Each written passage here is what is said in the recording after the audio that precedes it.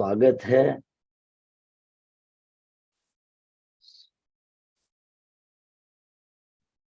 हम लोग 53 तक इसमें गीता के श्लोक पूरे कर चुके हैं, अध्याय 2 के। और अब अर्जुन उवाच है। अर्जुन के मन में कुछ जो शंकाएं हैं उसके ऊपर है प्रश्न से तो योगी श्री से निवेदन की हरिओम इस सत्र की शुरुआत करें। योगी श्री। नमस्कार और आप सभी का स्वागत है। एक मिनट।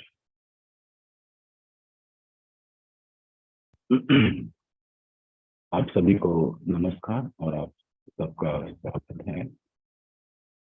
अब हम गीता का शांति दर्शन लगभग हम कंप्लीट कर चुके हैं और अब शुरुआत होती है। अर्जुन पूछ रहे हैं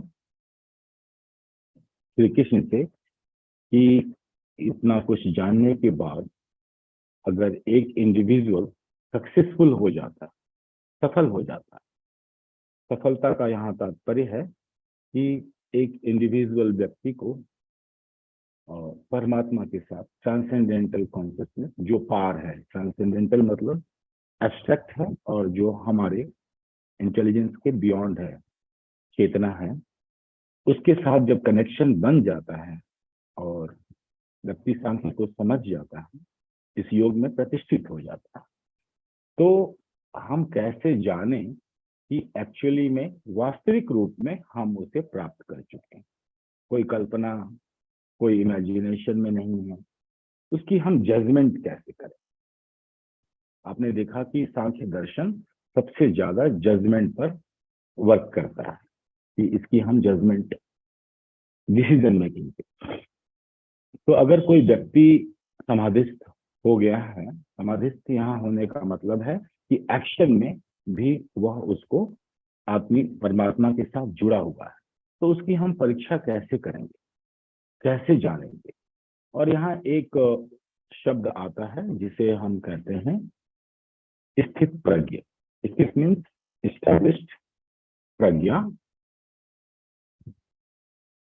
तो और वह प्रज्ञा हिलडुल नहीं रही। उसका हम उदाहरण देते हैं, जैसे हमने दिया जलाया और दिए की लौ एकदम शांत कंटिन्यूअस जल रही है और प्रकाशित कर रही है अपने वातावरण को। तो वैसे ही हमारी प्रज्ञा है, अगर जग जाए तो प्रज्ञा जगने के बाद उसकी प्रकाश में हम स्वयं के सारे कंपोनेंट्स को देख पाते हैं, अपने ही शरीर के सारे अवयवों को, मन के सारे अवयवों को, उनकी रिलेशनशिप को, सबको देख पाते हैं, इस्टेब्लिश होकर प्रज्ञा में। और अगर नहीं है तो हम साधना करते हैं, सांख्य की दृष्टि से सिर्फ उसको देखते हैं और समझते हैं। तो हम चेतना की बात करते हैं, लेकिन चेतना हम नहीं समझ पाते कि चेतना है क्या और यह परम चेतना क्या है जिसके साथ योग होता है। हमें क्या पता चलता है जब हम साधना की दृष्टि से आगे बढ़ते हैं, एक साधक की तरह इसमें प्रवेश करते हैं, कोई हमें इनिशिएट करता है, कोई हमें बताता है, मार्ग दिखाता है, तो हमें सिर्फ इसके कनेक्शंस का ही पता चलता है, जो कि आप शांति में समझ गए हैं। चेतना का हमें पता नहीं है, लेकिन चेतना का संयोग मन से हुआ तो हमें उस संयोग से का पता चलता है कि चेतना है। तो चेतना एक अनुमान की तरह हमारे पास होती है, और चेतना का संपर्क अगर मन से हुआ है तो वह अनुभव हमारे पास है। बिना चेतना के कुछ भी फंक्शन नहीं कर सकते। चेतना का भी हमको अनुभव नहीं है।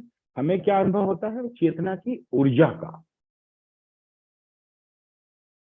चेतना की ऊर्जा, शक्ति, जिसे हम कहते हैं शक्ति।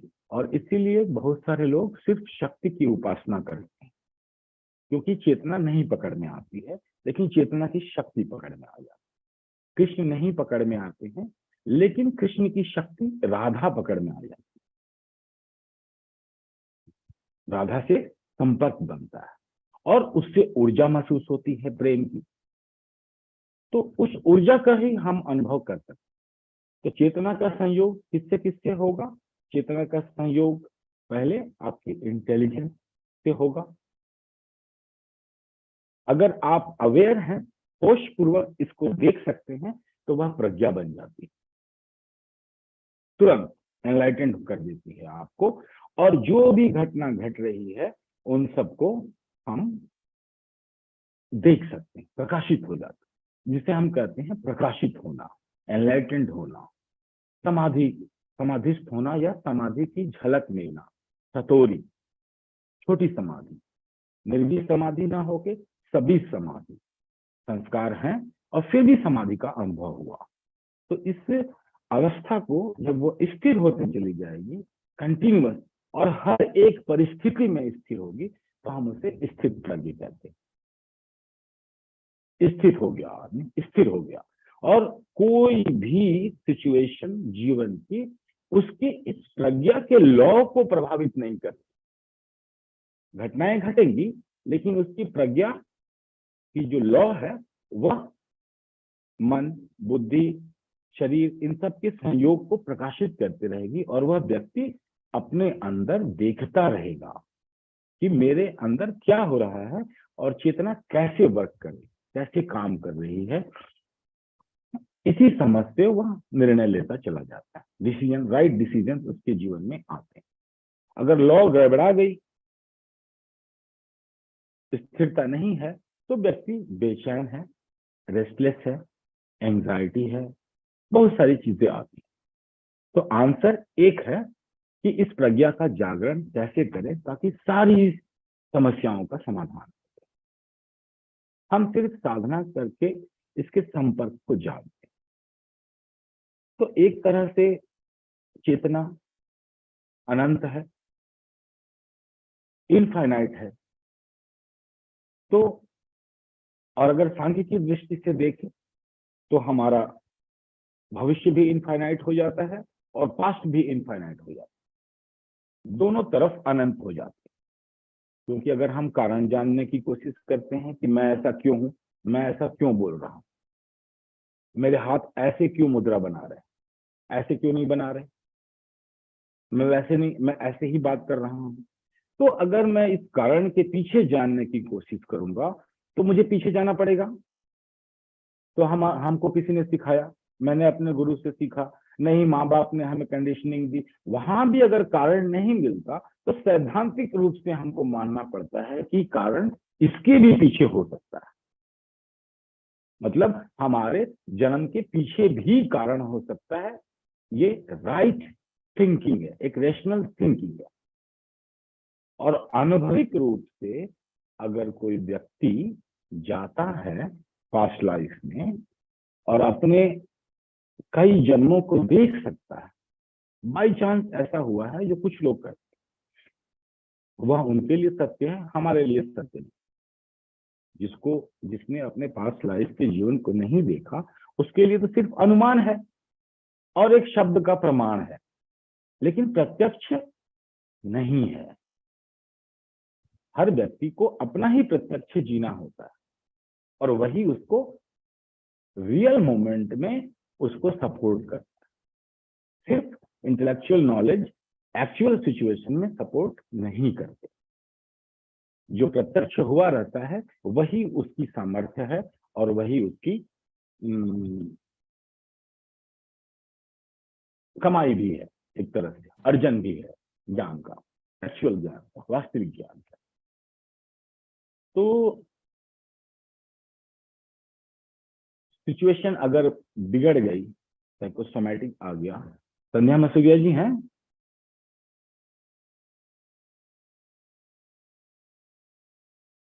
प्रश्न पूछना चाह रही थी, मैं उसके कॉन्टेक्स्ट में आगे बढ़ूंगा और उस पर ध्यान कर सकते हैं। आपके पास कोई प्रश्न हो तो आप... हाँ वो हैं। और हेमलता सोनी जी, आप, उन्होंने जो प्रश्न पूछा था, आप उनके बिहाफ पे पूछिए थोड़ा। हरिओम स्वामी जी। मेरा ये सवाल है कि हम अपनी लाइफ में अपनी हार्मोनी, अपने रिदम में सब कुछ अपनी लाइफ में अकॉर्डिंग टू अस कर रहे होते हैं, सब कुछ पीसफुली चल रहा होता है।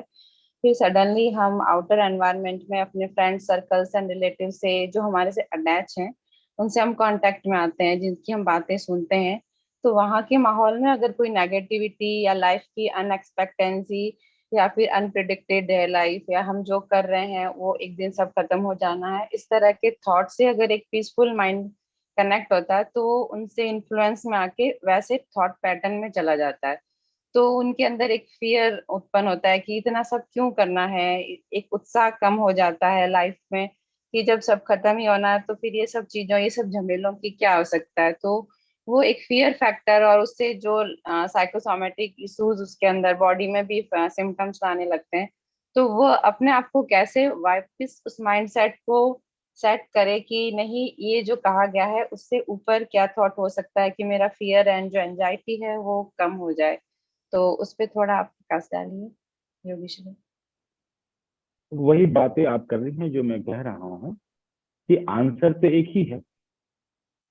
आपकी समस्याएं 1000 हो सकती हैं, लेकिन उसका आंसर एक है। ये आप क्वेश्चन पूछ रही हैं साइकोसोमैटिक, तो माइंड के लॉजिक, माइंड का तर्क तो कुछ भी हो सकता है, लेकिन अगर ऑनरशिप नहीं है सेल्फ की तो सेल्फ डर जाएगा। माइंड के अब उस लॉजिक से डर जाता है। तो आप कहेंगे कि क्या हुआ, डर गए, तो आप पैरानॉइड हो गए। इसको हम पैरानोया कहते हैं। अगर डर थोड़ा सा है तो आप उसको कंट्रोल लॉजिक से रिफ्यूट कर देते हैं। ऐसा सबके साथ हुआ, मेरे साथ नहीं होगा, ऐसा नहीं होता। कई सारे लॉजिक्स हैं जिसके लॉजिक देके आप अपने मन को, मन के ही कंट्रोल लॉजिक से उसको बैलेंस कर देते हैं। लेकिन अगर ऑनरशिप पे खतरा आ गया और आप डर गए माइंड के लॉजिक से, यही साइकोसोमैटिक है। स्थित प्रज्ञ की बात तो बहुत आगे की चीज है, लेकिन स्थित प्रज्ञता को आप धीरे धीरे साध सकते, लेकिन आपको पता होना चाहिए कि चेतना का संपर्क सबसे होता है तो क्या होता है। यहां भी चेतना तो है, और चेतना से ही माइंड संचालित है, और वो ऐसे लॉजिक दे रहा है जिससे आपके जीवन में निराशा पैदा हो।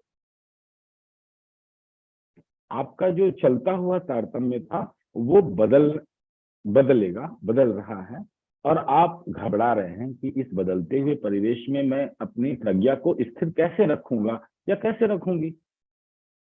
आपका प्रश्न हमेशा एक ही है कि मेरी प्रज्ञा की लॉ गड़बड़ा रही है, मेरी इंटेलिजेंस जो है वो हिल जुल रही है, स्थिर नहीं है। जब स्थिर नहीं है तो कई सारी समस्याएं पैदा हो, साइकोसोमैटिक ही नहीं, उसके बारे में हम अवेयर नहीं होते, लेकिन समय गुजरते के साथ जब वो सामने आती हैं तो हमें उससे निपटना पड़ता है, उसको देखना होता है, उसको सॉल्यूशन निकालना। तो साइकोसोमैटिक तो कई सारी डिजीज हो सकती है, लेकिन एक चीज दूसरी चीज को पैदा करती है, जो हम गीता के आगे के श्लोकों में श्री कृष्ण बताएंगे कि कैसे भय, क्रोध, ये सारी चीजें रिलेटेड है और एक दूसरे से को बूस्ट करती हैं, एक दूसरे को प्रेरित करती हैं, और हमें परेशान और ज्यादा कर देती, और आदमी फंसता चला जाता है। तो आपका भी प्रश्न वही है कि हमने कोई परिस्थिति देखी, और परिस्थिति देख के माइंड ने एक जजमेंट लेके एक लॉजिकल पैटर्न पे हमको फीडबैक देना शुरू कर दिया। तो आपका आई निर्भर है किस पे? अपने माइंड पर। सीधा सा इसका आंसर। हम थेरेपी नहीं कर रहे हैं, हम आपको जगा रहे हैं। ये ईस्टर्न अप्रोच। वेस्टर्न अप्रोच में तो आपको सेशन लेने पड़ेंगे कई सारे, कंटिन्यूअस इसकी थेरेपी होगी। लेकिन अगर ईस्टर्न अप्रोच लें और इसको जड़ से खत्म कर दें, समूल इसका नाश कर दें इस बीमारी का, तो हमें गीता का सहारा लेना पड़ता है। तो हमें सिर्फ ये देखना है कि मैं किस पर निर्भर हूं, आपको भरोसा किस पर है, अपने माइंड पे कि अपनी इंटेलिजेंस। और क्या आप इन दोनों को अलग अलग कर सकते हैं? जब हम माइंड को बहुत ज्यादा भरोसा करते हैं तो अहंकार बहुत प्रबल होता है। उसको लगता है कि मैं तो किसी भी तरह से जीवन का रास्ता निकाल ही लूंगा, मैं किसी भी परिस्थिति से जूझ ही जाऊंगा। लेकिन निर्भरता किस पर है? माइंड पे, मन पे। मन बना कैसे है? समाज से। मन के 7 लेयर हैं जिसके अंदर मन कैद है, एक प्रिजनर की तरह। किसी का माइंड फ्री नहीं है कि उसको सही रास्ता दिखा सके। माइंड कैद है, 7 लेयर्स में कैद होता है माइंड।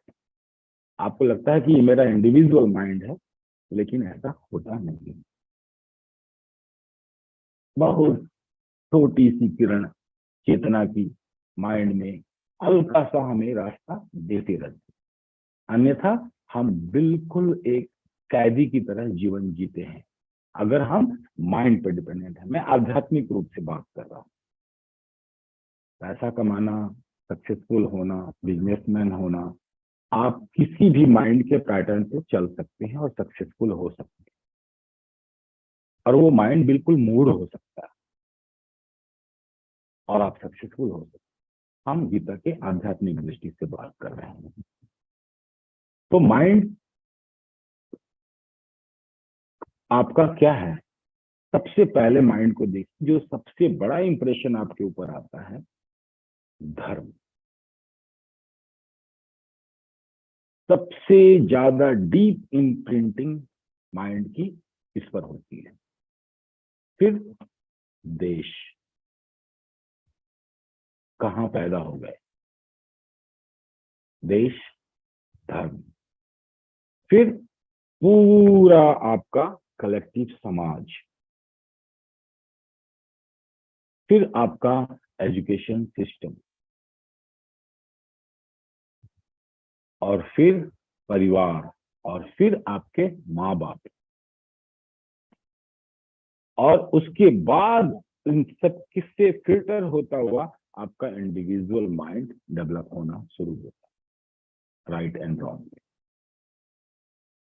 और हमारी डिपेंडेंसी, निर्भरता हमारे माइंड पर ही है। तो पूरा समाज हमारे माइंड को ऐसे ट्रेंड करने की कोशिश करता है कि हम किसी समाज के काम लायक हों या अपना जीवन यापन कर सकें, धन इकट्ठा कर सकें। और नहीं भी शिक्षा दे तो इनबिल्ट प्रकृति की तरफ से, ईश्वर की तरफ से सबको इतनी इंटेलिजेंस और इतना माइंड होता है कि वह अपना अपने लिए जीवन यापन कर सके, अपने शरीर को खाना दे सके, भोजन दे सके, रोटी दे सके, कपड़ा दे सके, मकान दे सके और रिस्पॉन्सिबिलिटी ले सके। तो आप देखेंगे हर व्यक्ति मूड से मूड है, लेकिन जैसे तैसे करके वह अपना धन इकट्ठा कर रहा है, अपना जीवन यापन कर रहा है, अपनी पूरी इंटेलिजेंस माइंड को अप्लाइड किए हुए। लेकिन यह जीवन की प्रक्रिया आपके माइंड पर निर्भर है। किसी भी दिन, किसी भी समय अगर माइंड ने आपको गलत या कोई ऐसा फीडबैक दे दिया जिसको आप संभाल नहीं सकते हैं, या वह शिफ्ट हो गया, अगर उसको चेतना ने स्पर्श कर दिया माइंड को, तो माइंड शिफ्ट हो जाएगा, डिस्टर्ब हो जाएगा। अब इस डिस्टर्ब माइंड को अगर आप डिस्टर्ब नहीं होने देना चाहते तो आपको कंटिन्यूअस थेरेपी में रहना पड़ेगा किसी के अंडर में, कि जब जब डिस्टर्ब हो उसको वो शांत कर दे। और आपको इसको समूल नाश करना है तो इस डिस्टर्बेंस को आपको समझना होगा और आपको स्वीकार करना होगा। 2 चॉइसेस होंगे, या तो हम माइंड पर निर्भर रहें, अपने नौकर के फीडबैक पर मालिक डिपेंडेंट हो गया कि नौकर बोल दे कि मालिक आप सही हो, आप बिल्कुल सही, आप तंदुरुस्त हो जाते हैं। नौकर ने कह दिया कि नहीं जी आप सही नहीं हो, आप घबरा गए।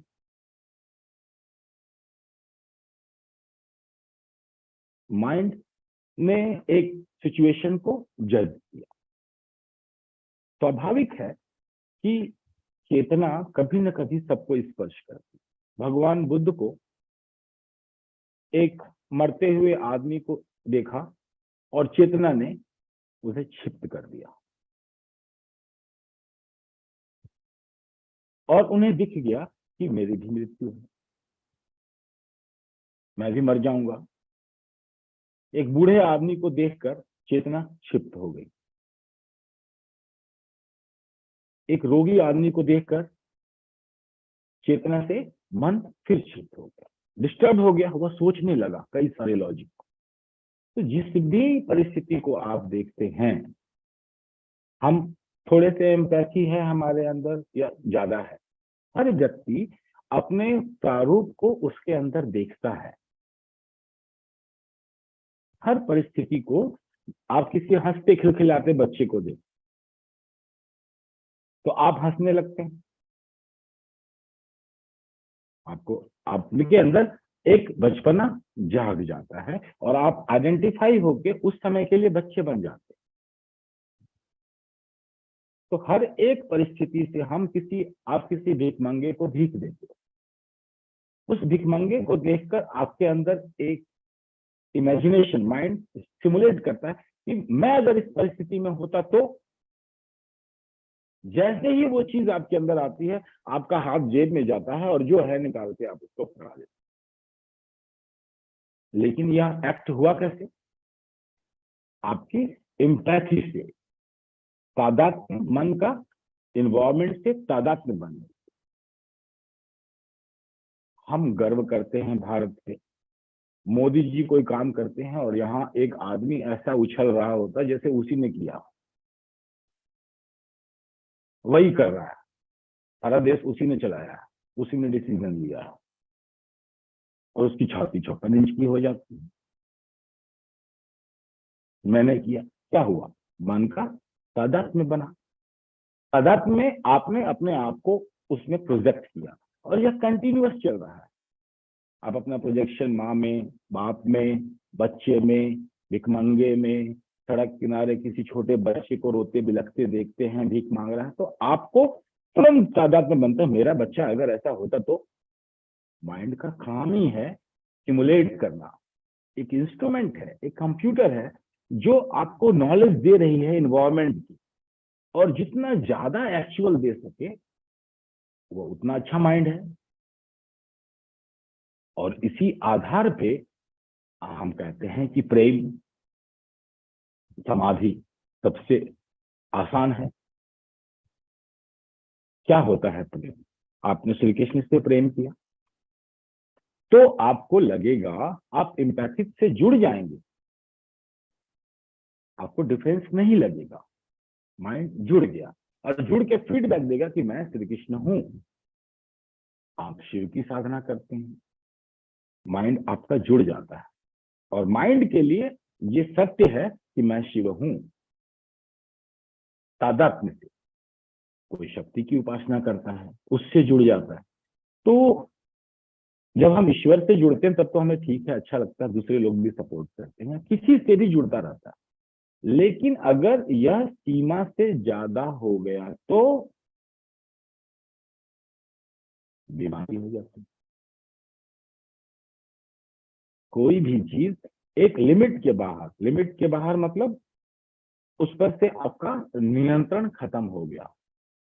मन जो है, नियंत्रण मन से आपका खत्म हो गया। वैसे ही जैसे आपका हाथ के ऊपर से नियंत्रण खत्म हो गया और हाथ ऑटोमेटिक कुछ का कुछ करने लगा। तो भीड़ में गए, आपका हाथ आपके कंट्रोल से बाहर है, वो किसी को भी झापड़ मार दे रहा है, किसी को भी कुछ भी कर दे रहा है और वो हाथ आपके कंट्रोल से बाहर हो गया, तो आप बहुत परेशान हो जाएंगे। आप लोगों से मिलना जुलना बंद कर देंगे, आप घबराने लगेंगे क्योंकि ये कंट्रोल के बाहर है।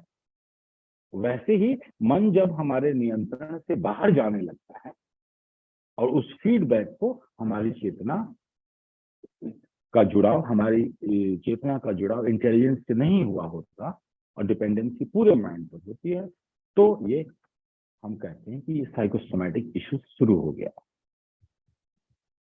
मन और शरीर एक हो गए हैं और उस पर चेतना चेतना बुद्धि के साथ जुड़कर उसको नहीं देख पा रही, उस पर डिसीजन नहीं ले पा रही, उसको नहीं देख पा रही है। तो इसे हम ब्लाइंडनेस भी कहते हैं, क्योंकि एक्चुअली में चीज है नहीं लेकिन आपको दिख रही है और आपके लिए सत्य हो गई और आपका उसका शरीर पर प्रभाव पड़ेगा। हार्ट बीट गड़बड़ाएगी, ब्लड प्रेशर गड़बड़ाएगा, नींद गड़बड़ाएगी, आपकी भूख कम हो जाएगी, खाने में मन नहीं लगेगा, कोई नया काम करने का मन नहीं करेगा, बहुत सारे सिम्टम आएंगे।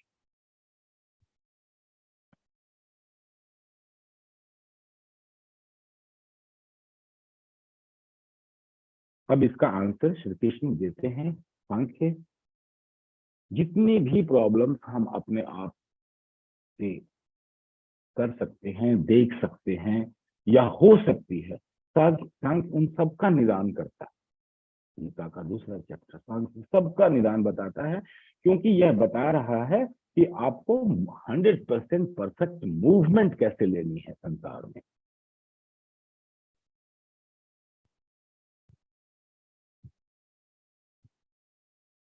तो इसी पॉइंट पर हम मेडिटेशन कर सकते हैं या मैं थेरेपी भी करा सकता हूं।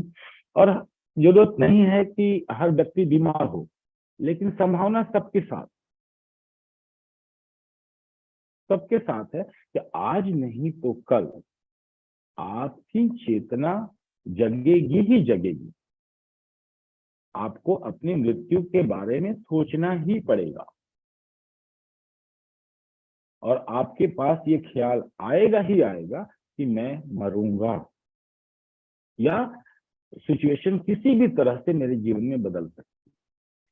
तो स्थित प्रज्ञ होने के लिए हम एक एक्सपेरिमेंट करते हैं। ध्यान क्या है कि तरह तरह से हम प्ले करते हैं माइंड के साथ। हम भी प्ले करते हैं, माइंड प्ले कर रहा है, माइंड एक खेल खेल रहा है, तो हम भी प्ले करें और कॉन्शियस प्ले कर दें।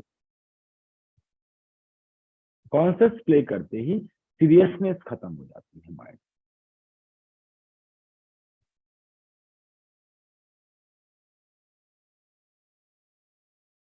और हम क्या कर रहे हैं, बीमारी कब बढ़ती है, आप नियंत्रण करने की कोशिश करते हो। तो नियंत्रण पहले ही आप डिपेंडेंट हो किसी के ऊपर, तो जिसके ऊपर आप डिपेंडेंट हो आप उसके दास हो गए, आप उसके मालिक रहे नहीं। जिस पर भी हम निर्भर होते हैं उसके हम दास हो जाते हैं, उसके मालिक नहीं रहते। तो चूंकि हम मन पर निर्भर हो गए तो हम मन के दास हो गए और मन मालिक हो गया। इसलिए मन जो भी फीडबैक देता जाएगा वो आपके लिए सत्य होता चला जाएगा और उसको सत्य मानने से शरीर में परिवर्तन होने शुरू हो जाएगा, क्योंकि शरीर मन का दास है। अब मन आपके अहंकार का भी मालिक हो गया और आपके शरीर का भी मालिक हो गया। इस स्थिति को हम साइकोसोमैटिक कह सकते हैं। ये उससे थोड़ा सा आगे ही हो गया, लेकिन ये साइकोसोमैटिक सिचुएशन है, एक डिजीज की तरह। साइकोसोमैटिक डिजीज की तरह यही सिचुएशन बनती है कि मन आपका भी मालिक हो गया और शरीर का तो है ही पहले से ही। अब ऐसी परिस्थिति में अगर हम जीवन को जिए तो हमें मेडिकल सपोर्ट की जरूरत है, क्योंकि इमीडिएटली यह सिचुएशन इंसोमिया में कन्वर्ट होना शुरू हो और हमारे जो ड्राइव्स हैं, ड्राइव्स क्या है, हंगर है, थर्स्ट है, सेक्स है, तीनों को सबसे पहले प्रभावित करता है। हंगर, थर्स्ट और सेक्स। और माइंड की मॉडिफिकेशंस क्या है उसमें? मेमोरी, स्लीप, इन दो मॉडिफिकेशंस को प्रभावित करता है माइंड जब मॉडिफाई होता है इन दो में। तो memory, sleep, dream, hunger, thirst, sex, ये सिम्टम आपके ऊपर, आपके कंट्रोल से बाहर हो जाते हैं और हम परेशान हो जाते हैं। ये सिचुएशन है। अब हर व्यक्ति इस सिचुएशन को अलग अलग ढंग से देख सकता है क्योंकि उसका माइंड थोड़ा अलग है, तो लॉजिक होता है, लेकिन एज एन एसेंस सबके साथ यही होगा। ये एक बीमारी सिचुएशन है। इसके लिए हमने हॉस्पिटल्स बनाए हैं, इसके लिए हम एजुकेशन सिस्टम डेवलप करते हैं, इसके लिए साइकोलॉजिस्ट है, थेरेपिस्ट हैं। तो या तो आप एडमिट होइए और अंडर थेरेपी चलिए। अंडर थेरेपी आपकी प्रज्ञा नहीं जगेगी, और चूंकि प्रज्ञा नहीं जगेगी तो इसको सिर्फ हम मैनेज कर सकते हैं। आप सिर्फ अपने लाइफ की मैनेजमेंट कर सकते हैं, support of doctors and therapist, ये आपकी चॉइस। अब आपका पूरा जीवन ऐसे ही चलेगा। उसमें मन की मालिकियत आपके अहंकार और शरीर पर हमेशा बनी रहेगी, लेकिन और जब जब ज्यादा होगी मेडिसिन और थेरेपिस्ट आपको सपोर्ट करते रहेंगे और आपका पूरा जीवन ऐसे चलता रहेगा। या फिर आप भगवत गीता का सहारा लीजिए और इसी सिचुएशन में शिफ्ट तो आप हो ही गए, तो शिफ्ट हो ही गए। अब आपको 2 स्टेप और चलने हैं, एकाग्र और निरुद्ध, मतलब स्थित कर।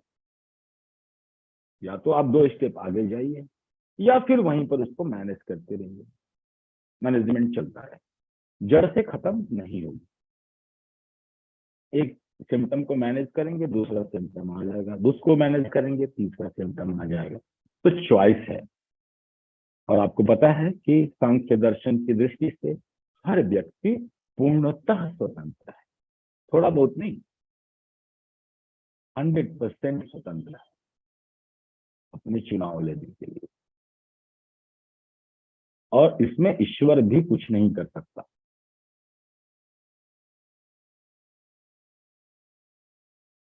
हाँ, श्री कृष्ण जैसा व्यक्ति मिल गया तो आपके हर प्रश्न का उत्तर देते देते देते देते आपको समझा ही रहेगा।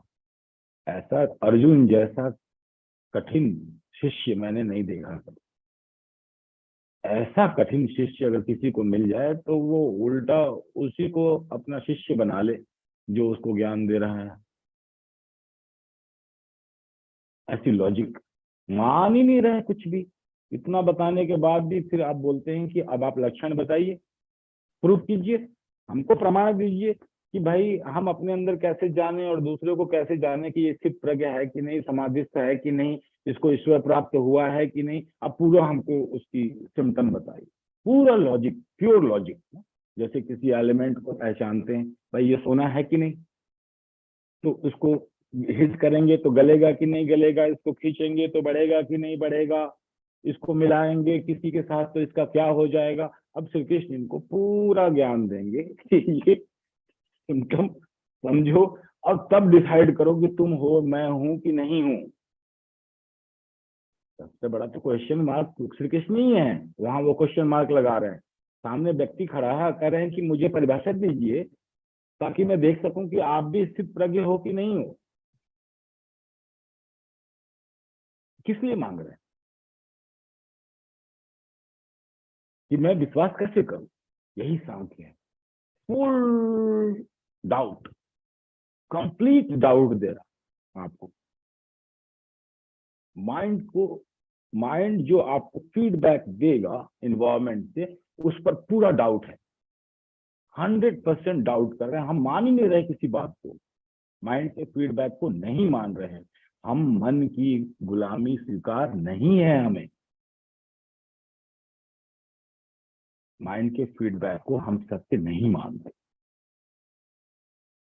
देखने के लिए तो धरती चिपटी दिख रही है, माइंड का फीडबैक है। धरती तो फ्लैट है, रेलवे की 2 ट्रैक आप देखेंगे तो आगे जाके मिल जा रही है, एक ही हो जाती है। माइंड का feedback, sense organ, cognitive organ के फीडबैक। ऐसे अगर हम अपने ही माइंड पर विश्वास करने लगे, उसके फीडबैक को सत्य मानने लगे, तब तो हम पागल हो जाएंगे, विक्षिप्त रहेंगे।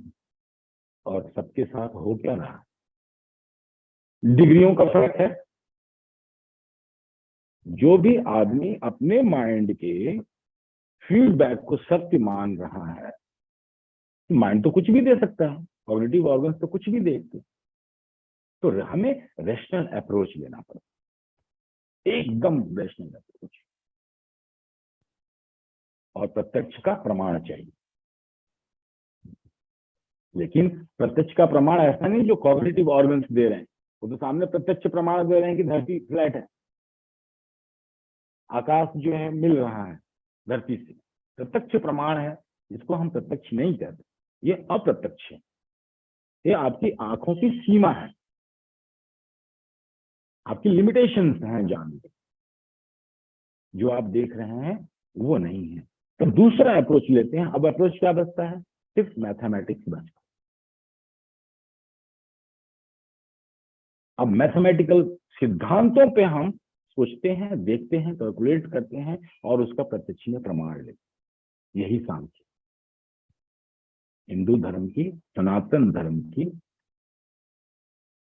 फाउंडेशन है ये, जिस पर बहुत सारे धर्म विकसित हुए,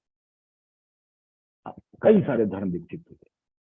और यही इसीलिए इसे हम नास्तिक भी कहते हैं, क्योंकि यहां पर ये किसी का प्रमाण नहीं लेता सिवाय, और अपने ही माइंड के प्रमाण को भी नहीं ले रहा, कॉग्निटिव सेंस ऑर्गन जो रिपोर्ट कर रहे हैं उसका भी प्रमाण नहीं ले रहा। तो स्वतंत्रता, निर्भरता हमारी किसी बाहर पे बाद में है, पहले अंदर ही होती। और जब इस निर्भरता से आप सिर्फ डिसाइड करोगे, डिसीजन आपके हाथ में हमेशा रहता है, कोई इंटरफेयर नहीं करता, ईश्वर भी इंटरफेयर नहीं करता। आप स्वतंत्र हैं बीमार जीने के लिए, आपका चुनाव है। आप स्वतंत्र हैं पागल रूप से जीने के लिए, आपका चुनाव है। कोई इंटरफेयर नहीं करता, ना कर सकता है, क्योंकि जब तक आप डिसाइड नहीं करोगे, ईश्वर भी साक्षात आपके सामने उपस्थित हो जाए, आप जब तक अपने मन पर डाउट ही नहीं करोगे तो आप जग नहीं सकते। नहीं, अब जो आप मुझे सुन रहे हो, मैं आपको देख रहा हूं, सत्य है असत्य? क्या है, स्वप्न है कि सत्य है? बताइए। अभी हम लोग सब लोग बैठे, ये आप सपना देख रहे हैं कि ये वास्तविक है? कैसे पता लगाएंगे? सत्य है। कैसे? प्रमाण क्या है? प्रमाण दीजिए, सांख्य पढ़ रहे हैं आप, प्रूव कीजिए, प्रमाण क्या है आपके पास? सामने बैठे हैं, आपकी बातें सुन रहे हैं, और फिर मीडिया के थ्रू है, तो मीडिया तो सब कुछ सत्य ही है, लाइव चल रहा है क्लास हमारा। आप सिर्फ आंखों से जो देख रहे हैं उसको सत्य मान रहे हैं, तो आप स्वप्न में हैं। यही स्वप्न और जागरण का सिद्धांत है। जब आपने सेंस ऑर्गन्स, जो 5 हमारे इंद्रियां हैं, उसके रिपोर्ट्स को आप सत्य मान रहे हैं, तो आप स्वप्न में हैं। आप समाधिस्थ नहीं हैं, आप स्थित प्रज्ञ नहीं हैं। क्यों? आप अपने कॉग्निटिव ऑर्गन्स, माइंड को रिपोर्ट कर रहे हैं और उसकी रिपोर्टिंग को आप सत्य मान रहे हैं। आप स्वप्न में जीवन जी रहे हैं। इसीलिए कई सारे आध्यात्मिक ग्रंथों को आप पढ़ेंगे तो कहेंगे तुम सोए हुए हो, तुम स्वप्न में हो, तुम मूढ़ हो। यही मूढ़ता है, इसे ही हम मूढ़ता कहते हैं। नहीं, आप एकेडमिकली बहुत हाई हो सकते, लेकिन अगर आप सेंस ऑर्गन्स की रिपोर्टिंग को सत्य मान रहे हैं तो आप जान जाइए कि आप आध्यात्मिक रूप से सोए हुए हैं। प्रज्ञा आपकी जगी नहीं है, समाधि का आपको कोई अनुभव नहीं है, आप स्वप्न में जिए जा रहे हैं और अनंत काल तक जी सकते हैं। अगर लॉजिकली देखा जाए तो आप जीते चले जाएंगे करोड़ों साल तक। जागरण क्या है? डाउट। डाउट ही हमें जगाता है। किस पर डाउट? अपने ही सेंस ऑर्गन्स की रिपोर्टिंग पर डाउट। आपने डाउट किया, आप रात में सो जाते, क्या बदलता है? आपको कभी लगा पूरी रात में मैं स्वप्न देख रहा हूं? नहीं। क्यों? क्योंकि उसमें भी सेंस ऑर्गन्स रिपोर्ट कर रहे हैं और आप उसको सत्य मान रहे हो। जब सेंस ऑर्गन्स रिपोर्ट कर रहे हैं उसको आप सत्य मान रहे हो, तो जब आप सो जाते हो नींद में तो स्वप्न सत्य हो जाता है आपके लिए। और उससे पूरी रात आपके जीवन का ब्लड प्रेशर, हार्ट बीट, सब प्रभावित होता रहता है। पूरा शरीर रात भर प्रभावित हो रहा है। किससे? आपके स्वप्न से और आपके नींद से। क्यों? क्योंकि आपने कभी डाउट ही नहीं किया। अपने सेंस ऑर्गन्स की रिपोर्टिंग पर कभी डाउट नहीं किया, तो आप अपनी मूर्खता को बढ़ाते चले गए। आप नॉलेज इकट्ठा करते चले गए, लेकिन आपकी मूर्खता बढ़ती चली गई। आप जितने विद्वान होते चले गए, आप उतने ही मूढ़ होते चले गए। तो विद्वता और मूढ़ता पैरेलल हो गई, एक साथ चलने लगी। और जितना ज्यादा आपने विद्वान होने की कोशिश की, उतनी ज्यादा मूढ़ता आपकी बढ़ गई। ये मूढ़ता है, मूर्खता नहीं है। मूर्खता तो एक अलग चीज है, आपको पता नहीं है, आपको किसी ने सिखा दिया तो आप ठीक हो, मूर्खता खत्म हो जाती। लेकिन मूढ़ता नहीं खत्म होती, मूढ़ता बढ़ती जाती है। इसीलिए तो हम कहते हैं कि हम सो गए, तो आप बोलते हैं सो के आप जग गए। आप बोले हम तो जग गए। ठीक है, आप जग गए, चेतना है थोड़ी सी, वो तो रहेगी 2-4% चेतना का संपर्क बना हुआ है, फिल्टर होके आ रही है, जैसे भी आ रही है, लेकिन आ रही है शरीर को जगाए हुए। शरीर चेतन है, लकड़ी में आग है, थोड़ी सी है, ज्यादा है, चलता रहेगा। धुआं उठ रहा है, थोड़ी सी चेतना है। और अगर आपको जागना हो, आपको तुरीय अवस्था, जो नींद में भी जागरण प्रवेश कर जाए, फोर्थ डायमेंशन में आप स्थिर हो, तो हम कहेंगे स्थिर प्रज्ञा। तो ये साइकोसोमेटिक बीमारी क्या है? कुछ नहीं है, फूक दो उड़ जाएगी। अब भी 2 सेकंड में खत्म हो सकती है बीमारी, चाहे तो बहुत बड़ी बीमारी हो आपकी, और बीमारी आपकी 50 साल से आप बीमार हो, सभी डॉक्टरों ने आपका इलाज किया, आप सही नहीं हो रहे। और ये बीमारी को दूर होने में कितना समय लगेगा? जितना समय आपको ये डिसाइड करने में लगेगा।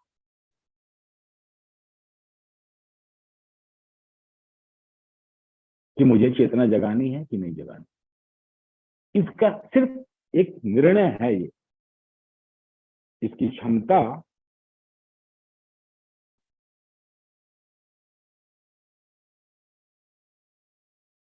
आपके अंदर है या नहीं है। क्या आप ये डिसीजन ले पाओगे? जैसे ही लोगे, आप अर्जुन हो गए। जीवन संग्राम में आप कूद पड़ोगे, नहीं लोगे तो आप उससे विड्रॉ हो गए। ये साइकोसोमैटिक इश्यू आपको जीने ही नहीं देगी, धीरे धीरे धीरे धीरे आपको बीमार करके बिस्तर पे लिटा देगी।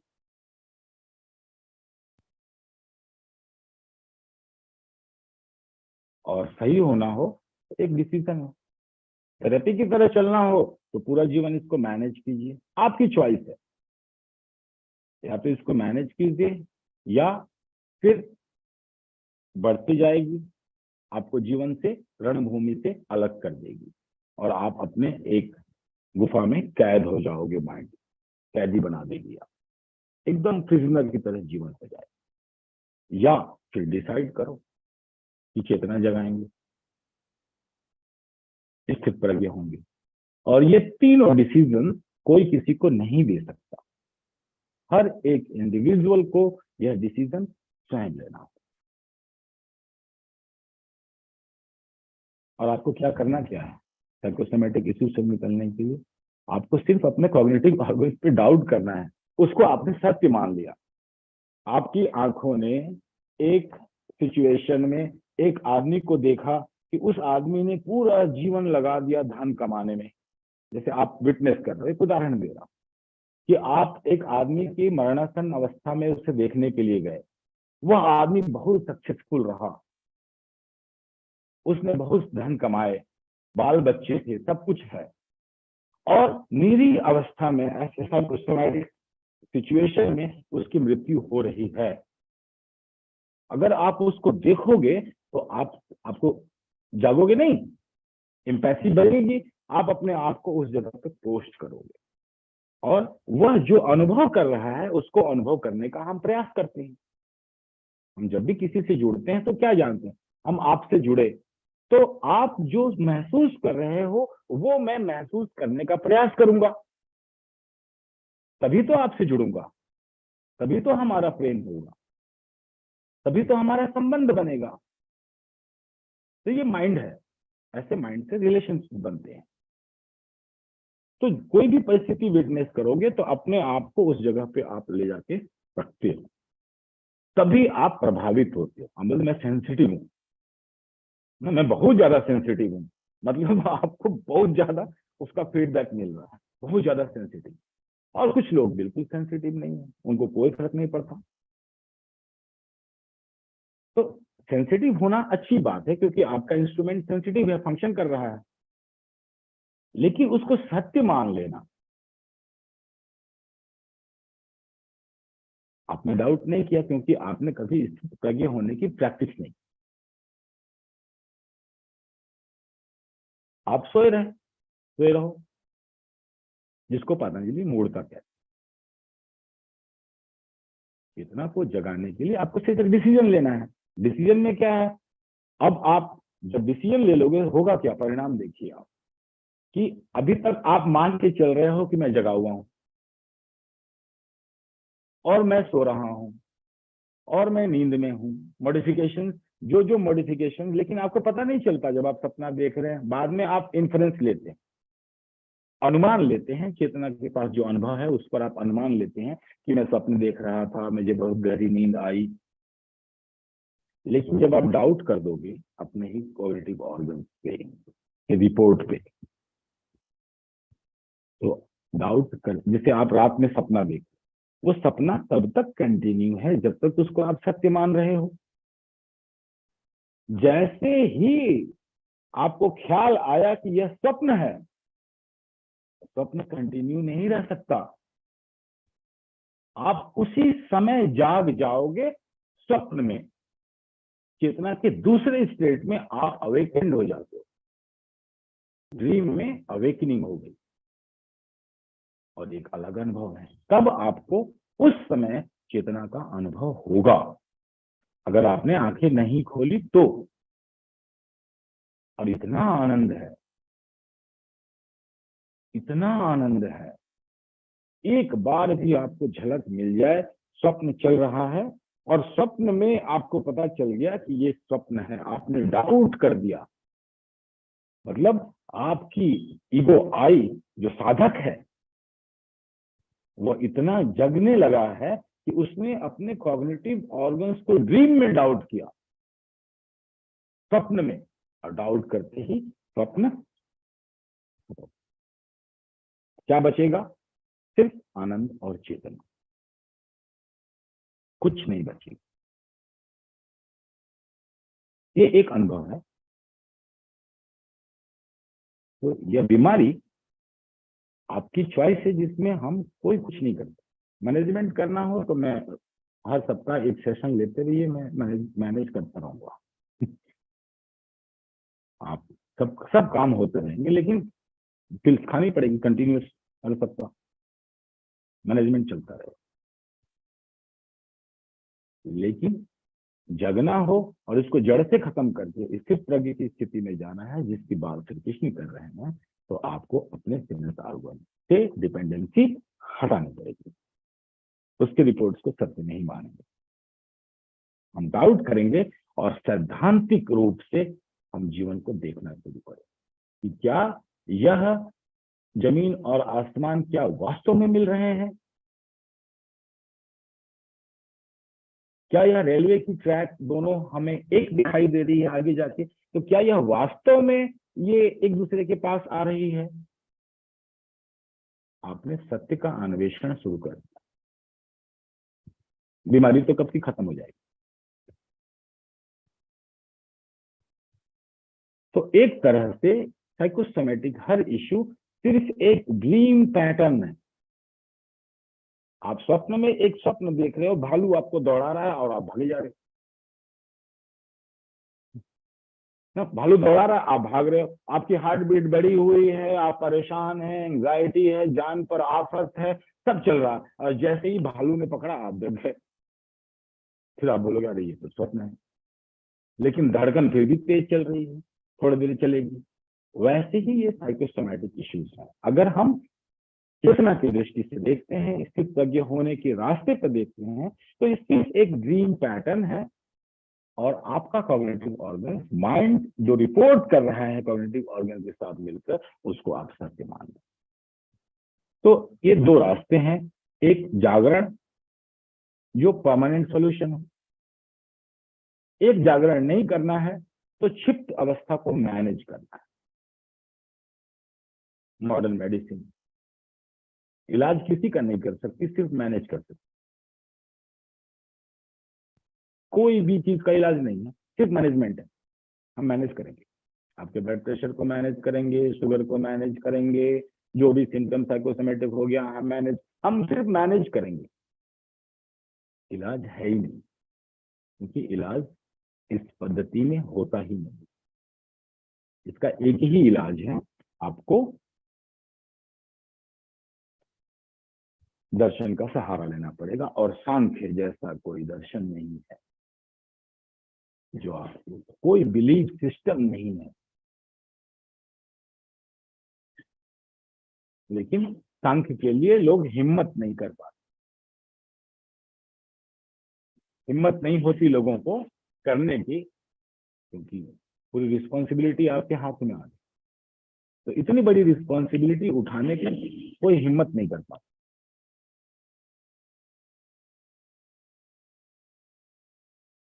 तो हिम्मत करना है तो जो आपने बताया, एक डिजीज नहीं, कोई भी डिजीज हो,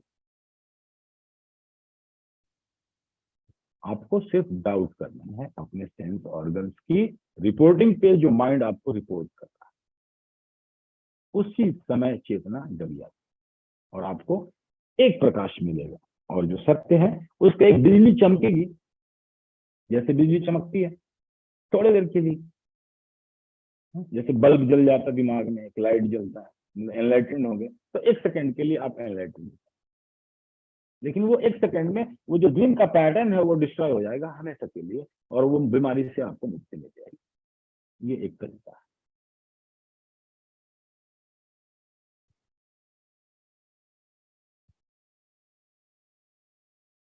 तो अलग ही परिभाषा है भारतीय दर्शन में स्वास्थ्य की, अलग ही परिभाषा है बुद्धि की,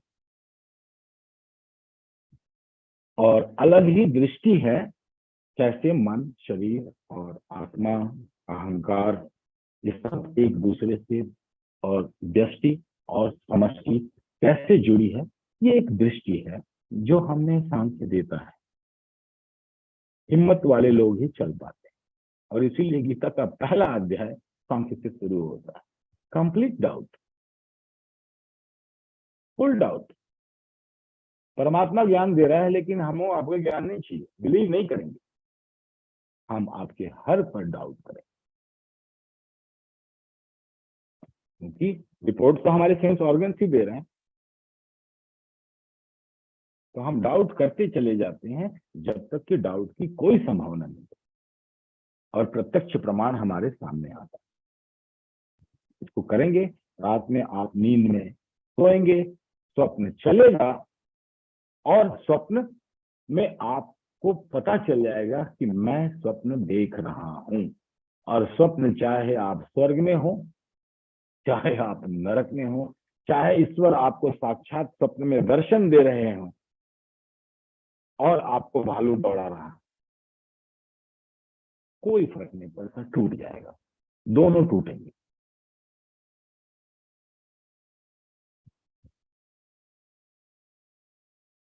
हिम्मत है तो चलिए। गीता इतनी आसान चीज नहीं है, ये आंशिक ज्ञान नहीं है, छोटा थोड़ा सा ज्ञान नहीं है, गीता पूर्ण ज्ञान है। मैनेजमेंट नहीं करती है, समूल दुखों का नाश कर देती, जड़ से खत्म करती, मैनेजमेंट नहीं सिखाती। हम इसमें से मैनेजमेंट निकाल लेते हैं, इसमें से मैनेजमेंट के पार्ट को सिर्फ देखते हैं, रख लेते हैं, सीख लेते हैं कि मैनेजमेंट भी जरूरी है, कई बार मैनेजमेंट भी जरूरी होता है। लेकिन ये दोनों रास्ता, मैनेज करना है मैनेज करते रहो, और नहीं समूल नष्ट करना हो तो यही। और जिस दिन आपके स्वप्न में ये ख्याल आएगा कि ये स्वप्न है, स्वर्ग नरक सब गायब हो जाते हैं। तो तभी तक है स्वर्ग और नरक, तभी तक है जब तक आप अपने कॉग्निटिव ऑर्गन्स और माइंड के रिपोर्टिंग पे बिलीव कर रहे हो कि ये सत्य है, जो मैं देख रहा हूं वो सत्य है, जो मैं सुन रहा हूं वो सत्य है, जो मैं सूंघ रहा हूं वो सत्य है, जो मैं स्वाद ले रहा हूं वो सत्य है। जब तक आप इसको मानोगे, अनंत काल के जीवन तक की आपकी यात्रा, मरना, मरने के बाद स्वर्ग नरक 50,000 लोग, आप विचरण करते रहो अपने माइंड के रिकॉर्डिंग से। कोई मुक्ति नहीं है, कोई फ्रीडम नहीं है, और सब कुछ आपके लिए सत्य है। स्वर्ग भी, नरक भी, सारे लोग सत्य हैं, क्योंकि स्वप्न में स्वप्न सत्य होता है।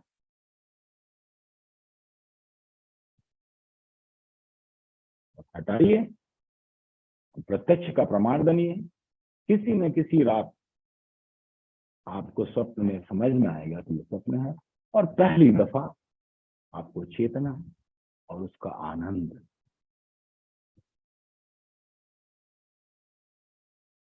और जागरण का आनंद क्या होता है वो पता चलेगा सिर्फ स्वप्न में ही, स्वप्न टूटने के बाद। उसके आगे तो रास्ते और भी हैं, आगे चलना है, लेकिन कम से कम यहां तक ह्यूमन एफर्ट काम करता है। एक साधक अपनी परिश्रम से यहां तक पहुंच जाता है। हालांकि पतंजलि तो आपके परिश्रम से कैवल्य तक ले जाएंगे। मेरा विचार है कि हम सांख्य योग पढ़ने के बाद हम पतंजलि के योग सूत्रों को थोड़ा सा पढ़ लें, क्योंकि ये दोनों कनेक्टेड हैं, उनकी मेथोडोलॉजी और ये फिलोसफी है।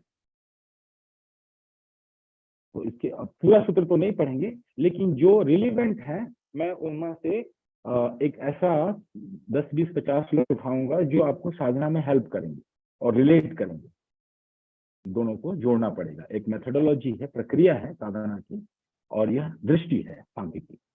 यह तो सीधा असर करती है, इसको सेकंड नहीं लगता, 1 सेकंड की ही बस इसमें है। आप एफर्ट करते रहो, और जिस दिन डिसीजन हुआ वो 1 सेकंड लगता है।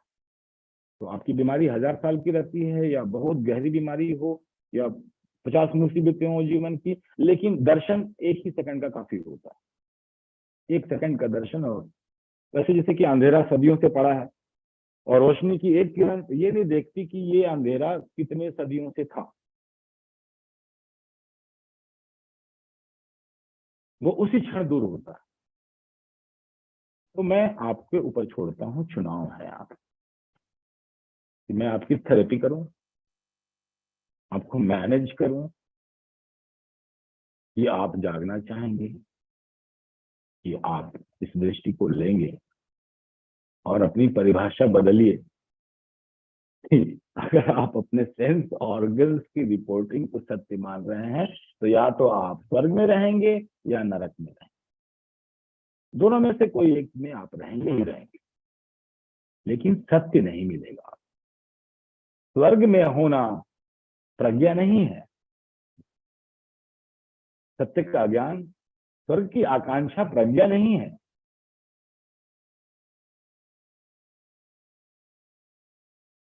मूढ़ता है।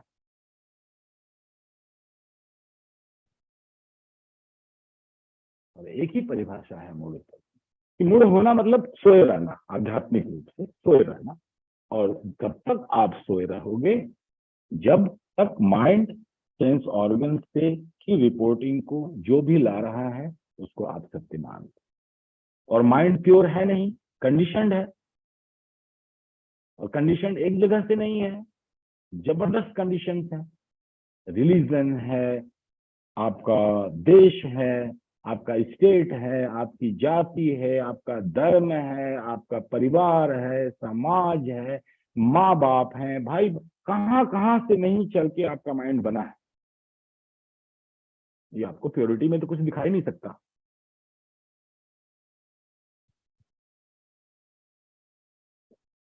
अब शुरू होता है स्थित प्रज्ञ का ज्ञान। हमारा सांख्य दर्शन समाप्त हुआ। आप जितने प्रश्न ला सकते हैं कृपया करके ले आइए। और ये पहला सूत्र है कि स्थित प्रज्ञ होना एक सॉल्यूशन है हर प्रॉब्लम का, लेकिन उसकी पहचान कैसी होगी, ये पहली पहचान मैं आपको दे रहा हूं। यहीं से शुरुआत होती है। आपको पहले ये जानना है कि मैं सोया हूं कि जगा हूं, डिसाइड कीजिए।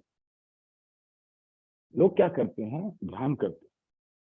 और सबसे बड़ा हुआ, ओशो ने एनलाइटनमेंट को ऐसा बेचा, सृष्टि में किसी ने नहीं बेचा होगा। ऐसी पैकेजिंग की उसकी कि हर व्यक्ति पढ़ा किताब नहीं कि एनलाइटनमेंट का स्वप्न उसके सामने खड़ा हो जाए। और व्यक्ति करता क्या है कि मैं ध्यान कर रहा हूं, मैं और ज्यादा जग रहा हूं, मैं धीरे धीरे एनलाइटेंड हो रहा हूं, मुझे धीरे धीरे समाधि मिल जाएगी, एक दिन मैं गुरु बन जाऊंगा, फिर मेरे 1000 डिसाइपल होंगे, 1 लाख होंगे, फिर मेरे पास रोल्स रॉयस आएगी, फिर मेरे पास जेट आ जाएगा, फिर मैं जो कहूंगा वही सत्य माना जाएगा। और वो ऐसा सपन में चला जाता है, मूर्ता बढ़ती जा रही है, किताब पढ़ता जा रहा है, ध्यान करता जा रहा है, विधियां करता जा रहा है, तोड़ा जा रहा है। इतना विचित्र लगता है देखने में, व्यक्ति एकदम पागल हुआ जा रहा है ध्यान के लिए, और एक्चुअली में उसकी मूर्ता बढ़ती जा रही है। बहुत कठिन है डगर पनघट की, बिड़ला बूझे कोई। ये बहुत देहाती कहावतें हैं, बिड़ला बूझे कोई। और बहुत कठिन है डगर पनघट। तो इतना होश चाहिए, लेकिन इसका फंडामेंटल यही है। डाउट ही हमें रैशनल बनाता है, डाउट ही हमें जगाता है, डाउट से ही हम प्रत्यक्ष का प्रमाण लेते हैं। तो ये अर्जुन जैसा कठिन डाउटर मुझे नहीं मिला कभी। ऐसा डाउट करने वाला व्यक्ति कुछ छोड़ ही नहीं रहा कहीं से भी। तो यह आपका उपाय है। तो मैं क्या कह रहा था कि जब लोग ज्ञान करके अपने स्वप्न की दुनिया में रोमांटिक आइडियाज ऑफ एनलाइटनमेंट और मेडिटेशन के में चलते हैं और बाद में फिर परेशान हो जाते हैं, सिर्फ बीमारियों के शिकार होते हैं, बाद में कुछ हो नहीं सकता, एनलाइटन तो नहीं हो सकता, सिर्फ वो साइकोलॉजिकली सिक हो जाता है। ऐसे लाखों करोड़ों लोग बहुत बुरी तरह से बीमार हैं, और उनकी बीमारी को सही करना और मुश्किल है। एक साधारण आदमी के बीमारी को सही करना आसान है, उनको तो किया ही नहीं जा सकता। तो हम कहते हैं कि इस जन्म में आपका कुछ नहीं हो सकता, अगला जन्म। ये कहने की बात है, क्योंकि जब आप ऐसे परसीव कर रहे हैं कि क्या कुछ नहीं किया जा सकता, अब हो ही नहीं सकता कुछ, क्योंकि डैमेज इतना ज्यादा हो चुका है सिस्टम में कि अब उस सिस्टम को रिपेयर नहीं किया जा सकता। कई बार गाड़ी इतनी खराब हो सकती है कि आप उसको रिपेयर ही नहीं कर सकते। तो सिस्टम जब टू मच डैमेज हो जाता है तो आप रिपेयर नहीं कर सकते। तो आपको ये सिर्फ थोड़ा सा फ्लिप लेना है। देखिएगा इतना सा अंतर में कैसे मूर्ता और कैसी स्थित प्रज्ञता का इतना सा बारीक फासला है। तो आपको करना क्या है? स्थित प्रज्ञता चाहिए 24 घंटे के अंदर। आज ही रात सोएं और स्वप्न में जग जाएं। आपको करना क्या है बताइए? आपको सत्य का स्मरण रखना है। और सत्य क्या है? सत्य यह है कि आप अपने माइंड के रिपोर्टिंग से बिलीव कर रहे हैं। तो आपको याद रखना है कि मैं सोया हुआ हूं। बस जागने के लिए जागने का स्वप्न नहीं देखना होता। जागने के लिए रिमेम्बर करना होता है कि मैं सोया हुआ हूं। अरे आप सोए हैं नींद में, आप जगते कैसे हैं? जब आपको पता चलेगा कि मैं सोया हुआ हूं तभी तो आप जगोगे। तो आपको करना कुछ नहीं है, एकदम सिंपल साधारण प्रक्रिया है। आपको 24 घंटे एक ही चीज याद रखनी है सत्य की कि मैं सोया हुआ हूं। लेकिन बड़ा महंगा है नहीं? आपने पूरा जीवन अपने अहंकार का पालन पोषण किया कि मैं तो बस ऑलमोस्ट एनलाइटेंड ही हूं, थोड़ा बहुत कमी है वो किसी दिन पूरी हो जाएगी। बस उसी दिन से हमारा सुख शुरू हो जाएगा और मैं स्वर्ग में रहूंगा और न शिष्यों की कमी होगी, न धन की कमी होगी, न पावर पॉलिटिक्स की कमी होगी, किसी चीज की कमी नहीं रहेगी। यही स्वप्न है। मैं जग रहा हूं और जगता चला जाऊंगा। ये मूर्खता है, इससे बड़ी मूर्खता हो नहीं सकती।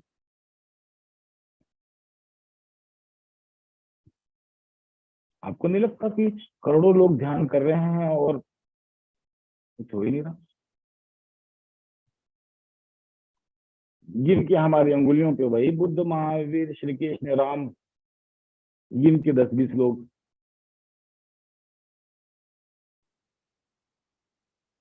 तो क्योंकि मूर्खता को बढ़ावा दिया जा रहा, कोई आपको सही से समझा नहीं रहा। स्थित प्रज्ञा होना हो तो आपको पहला सत्य कि मैं सोया हूं, बस इतना ही याद रखना। यही आपकी सुरति है सांख्य की दृष्टि से। यही आपका स्मरण है और यही आपका मंत्र है और सारी बीमारियों का इलाज। मन, जब तक कोई व्यक्ति स्वप्न में नहीं जगता तब तक मन की बीमारियां बनी रही। वो तब तक नहीं जग सकता जब तक वो मन के द्वारा आए हुए इन्वायरमेंट को देख के जो भी फीडबैक आ रहा है उसको वो सत्य मान रहा है। इस दृष्टि से 99.9% लोग मूढ़ता की श्रेणी में आते हैं। उसमें से 10-20% क्षिप्त होते, थोड़े से एकाग्र होते। यही मूढ़ता है। इसका अपोजिट स्थित प्रज्ञा है। दो पोलर अपोजिट है, आपकी चॉइस है। लेकिन अगर आप क्षिप्त हो गए तो मूढ़ होने के लिए आपको बहुत पैसे खर्च करने पड़ेंगे, डॉक्टरों को और थेरेपिस्ट को देना पड़ेगा।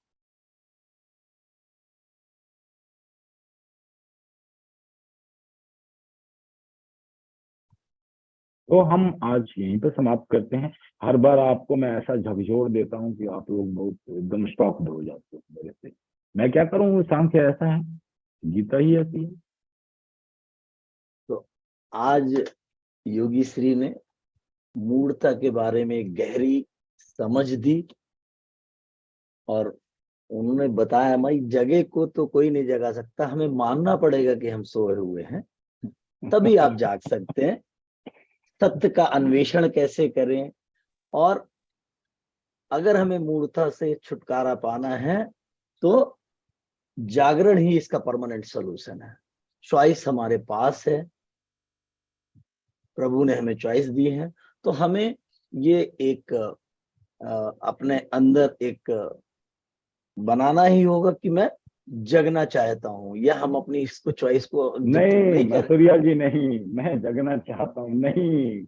जग बिल्कुल, आप मंत्र जग मत बदलिए, मंत्र मत बदलिए, मंत्र एक ही है, मैं सोया हुआ हूँ राइट नाउ। मंत्र मत बदलिए मसूरिया जी, नहीं तो फिर वही बीमारी चली जाएगी। तो ये मान और गहरे रूप से इसका हमें देखना होगा। तो जिसके भी कोई भी प्रश्न है आप ग्रुप में भेजें, ज्यादा से ज्यादा प्रश्न भेजें, उनके हम उत्तर देने का प्रयास करेंगे। और योगी श्री से ये प्रार्थना कि जो ये अंडरस्टैंडिंग दी है, जो हमारा एक पर्टिकुलर चला आ रहा है कि मेडिटेशन जरूर 10 मिनट का करके इसको पचाएं, तो एक 10 मिनट का मेडिटेशन इसके ऊपर कराएं। बाकी ये तो अभी टॉपिक चलेगा, हम सब ठीक है। मूड हैं, सब सोए हुए हैं। हम और सब का मतलब नहीं मसूरी, अपनी रिस्पॉन्सिबिलिटी लीजिए, आपको पूरी दुनिया की रिस्पॉन्सिबिलिटी लेने की जरूरत नहीं, आप अपनी लीजिए बस। सांख्य इंडिविजुअल है, उसकी क्रिटिसिज्म होता है कि भाई ये तो हर व्यक्ति को अपनी स्वतंत्रता दे रहा है। नहीं, आप इंडिविजुअल रहिए, सांख्य पढ़िए, अभी वेदांत में मत जाइए। हाँ, बिल्कुल सही कहा। हमें सबको माने हमें अपनी रिस्पॉन्सिबिलिटी तो लेनी ही पड़ेगी। और क्योंकि हम अगर सोए हैं, मैं फिर हम सोया तो है। हूं, मैं हाँ, मैं नहीं।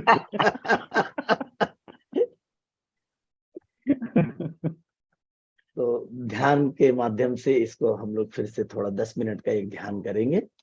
चलिए, ठीक है। तो अब भाई ध्यान करने के लिए हम स्वप्न में जगना है, हम आंख बंद करते ही जो भी मूड है सपने में जाएगा ही जाएगा, तो आपको पता चल जाएगा कि आप मूड है कि नहीं है।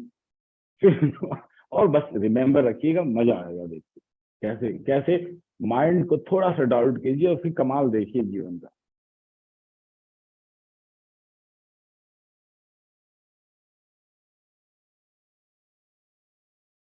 ठीक है, हम ध्यान स्टार्ट करते हैं। भगवत गीता श्री कृष्ण को प्रमाण और साक्ष्य मानते हुए।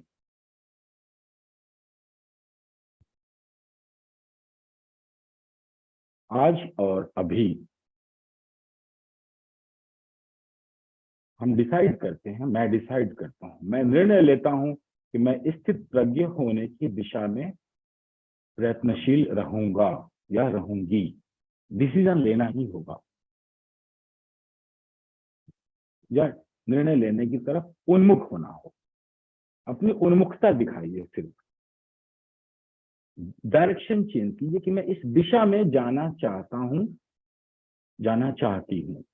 दिशा का निर्धारण आपको करना होगा, स्वयं डिसीजन लेना होगा।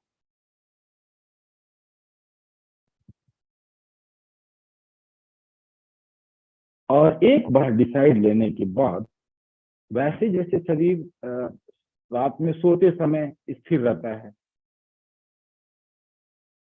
वैसे ही बैठे बैठे उसको स्थिर रखना है।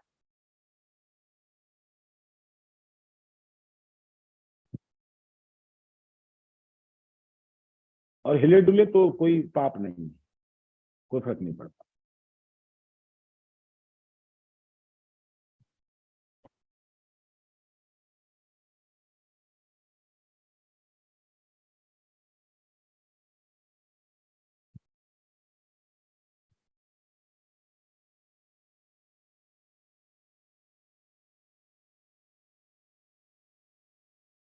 और अब आपको सिर्फ याद रखना है कि मैं सोया हुआ हूं और स्वप्न देख रहा हूं।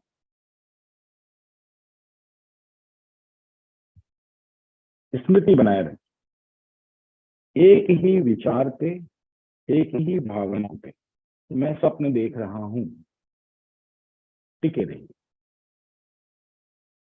जो भी अपने अंदर दिख रहा है आपको, श्वास चल रही है, देखिए, लेकिन याद रखिए कि मैं स्वप्न में देख रहा हूं। शरीर में कोई सेंसेशंस हो रहे हैं, अच्छा लग रहा है, बुरा लग रहा है, मजा आ रहा है, दुख हो रहा है, याद रखिए मैं स्वप्न देख रहा हूं। मैं सोया हुआ हूं और स्वप्न देख रहा हूं।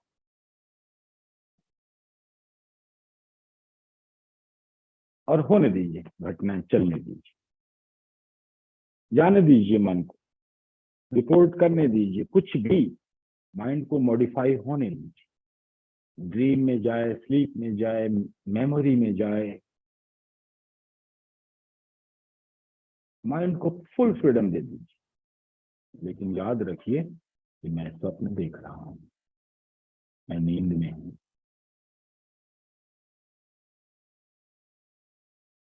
गो गोचर जहाँ जी मन जाई, तो सब माया जाने भाई। सेंस ऑर्गन जहां जा रहे हैं, फुल फ्रीडम, पूर्ण स्वतंत्रता। लेकिन आपको एक ही चीज याद रखनी, मैं स्वप्न देख रहा हूं।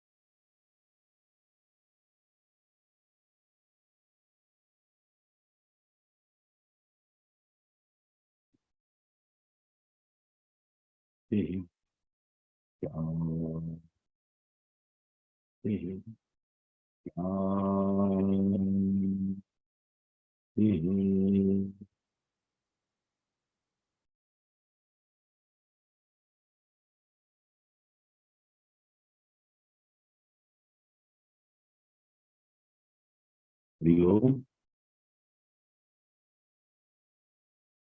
चलिए थोड़ी देर के लिए तो हमारा ध्यान हो ही गया। हम मौर्य जी बहुत सीरियस हो जाते हैं मेरे साथ देख, इनको अंदर अंदर बड़ा मजा आता है, बाहर लेकिन फिर सीरियस भी हो जाते हैं, मजा भी आता है और सीरियस भी रहते हैं।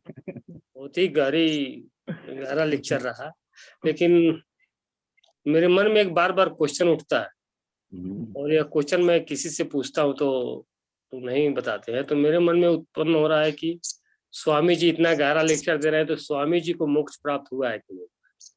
अरे मौर्य जी, आप फिलोसफी के प्रोफेसर हैं, मोक्ष मरने के बाद मिलता है, जिंदा थोड़ी मिला किसी को। आप तो गजब प्रश्न पूछ रहे हैं। आप कह रहे स्वामी जी मरे कि नहीं मरे, अभी तो साथ मोक्ष जीवन मुक्ति की बात करिए, जीवन मुक्ति की बात करिए। मरने के बाद मिलता है ना जी।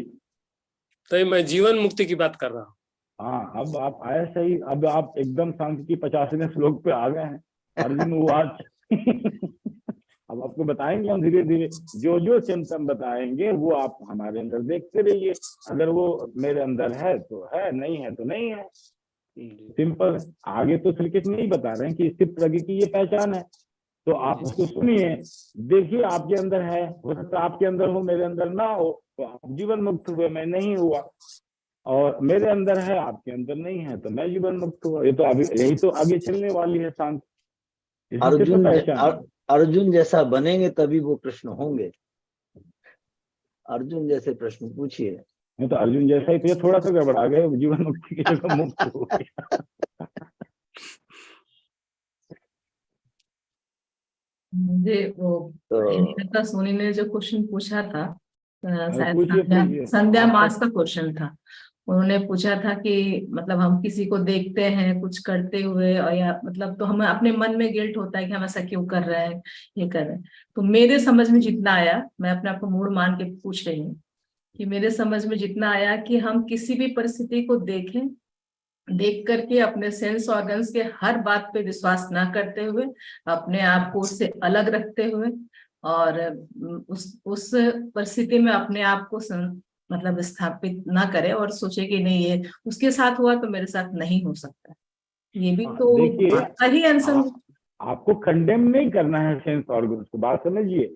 आदमी क्या होता है, मूर्ता की दूसरी चल उल्टा हो जाता है, तो वो बोलेगा सेंस ऑर्गन्स हमको धोखा दे रहे हैं, अब इनको तोड़ फोड़ दो, अब ना हम स्वाद लेंगे ना कुछ अच्छी चीज देखेंगे, कोई मतलब ही नहीं है। तो उल्टा मत चलिएगा, फिर अपने शरीर को सताना शुरू करते हैं लोग और अपने ही शरीर के दुश्मन बन जाते हैं।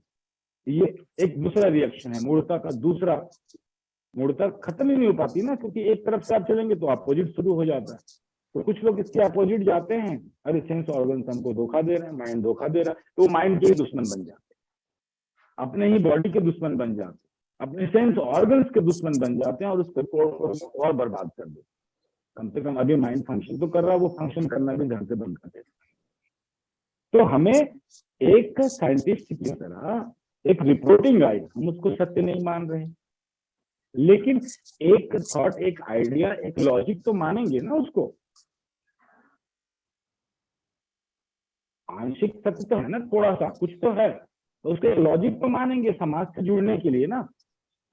नहीं तो आप गए पासपोर्ट ऑफिस में, बोलेगा आपका नाम, आपका, बोला हम तो सदानंद सदाचित आत्मा, वीजा दो, तो बोले वीजा की क्या जरूरत है, आप यूं ही विचरण करो शरीर से बाहर निकल कर।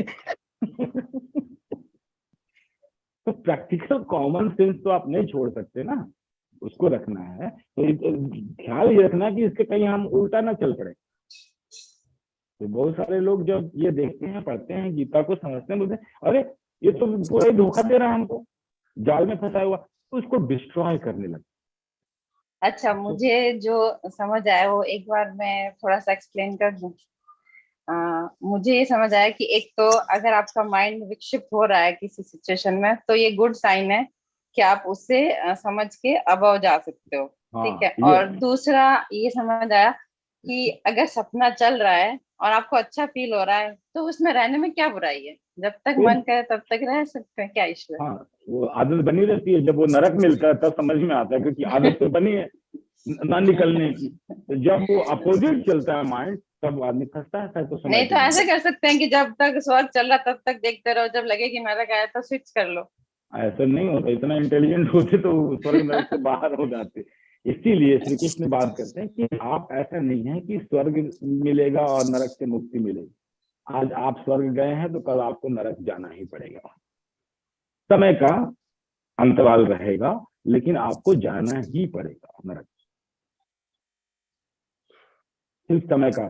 तो इसमें हम दोनों से मुक्ति निकालने, कृष्ण थोड़ी कर रहे हैं कि अच्छे कर्म और बुरे कर्म, दोनों से मुक्ति, स्वर्ग और नरक दोनों से मुक्ति।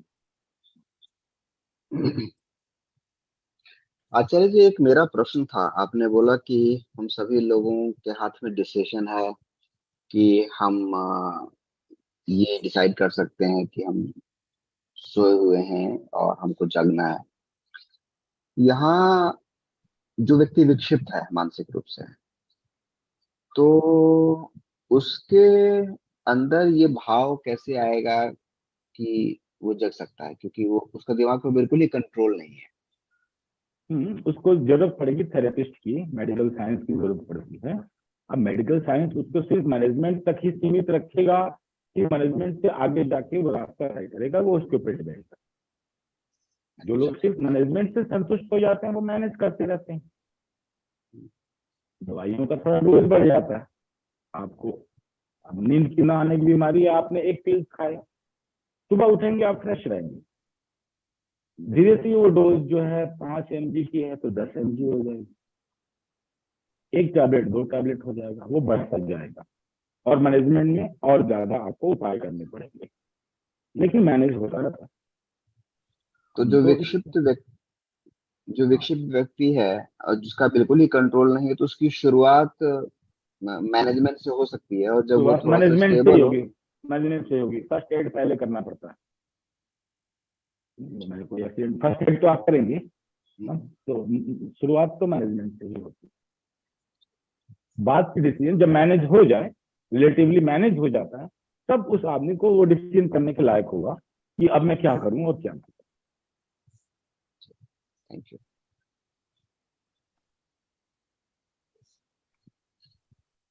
आज के सेशन का समय हो गया है और योगी श्री ने जो बातों बातों में बताया कि हमें अपनी मूर्खता से छुटकारा पाने के लिए उसका सलूशन केवल एक जागरण ही एक उपाय है। दूसरा कि हमें अपनी जो सेंस ऑर्गन है उनकी रिपोर्टिंग को सत्य ना मानकर सत्य का अन्वेषण करना पड़ेगा। उनकी रिपोर्टिंग को हम एक्सेप्ट करें लेकिन सत्य ना माने। कहने का मतलब ये कि हम सत्य का अन्वेषण करें, खोज करें। और एक बहुत अच्छी और एक नए तरह की अंडरस्टैंडिंग दी योगी श्री ने। और आपने देखा कि ध्यान के माध्यम से ये गीता के ऊपर मुझे तो लगता है कि विश्व का शायद ये अनूठा है जिसमें हम ध्यान के माध्यम से गीता को समझ रहे हैं। तो ऐसा अनुरोध कि लोगों को जोड़ें, और जितने ज्यादा लोग इससे जुड़ेंगे उतने लोग जो मूर्ता को प्राप्त हैं वो जग पाएंगे। मथुरा जी को बड़ा मजा आ रहा है। मूर्ता और मूर्खता में आज हमें अंतर समझ में आया। पहले मैं मूर्खता को ही मूर्ता समझता था, अभी योगी श्री ने बताया कि मूर्ता मतलब जो सोया हुआ है। मुझे भी बोलने की कोई जरूरत नहीं थी इस पर, लेकिन मैंने बहुत सारे भगवत गीता पे इतने सारी किताबें पढ़ी और बार बार पढ़ के मैं बस कंट्रोल कर रहा था कि ये कायदे की बात नहीं हो रही, जो ओरिजिनल चीज बताई नहीं जा रही किसी को। आप परिचय ही नहीं दे रहे हैं अपने कंपोनेंट्स की कि शरीर क्या है, मन क्या है, अहंकार क्या है, बुद्धि क्या है। कम से कम इतना तो बताइए, उसकी पहचान तो करवाइए।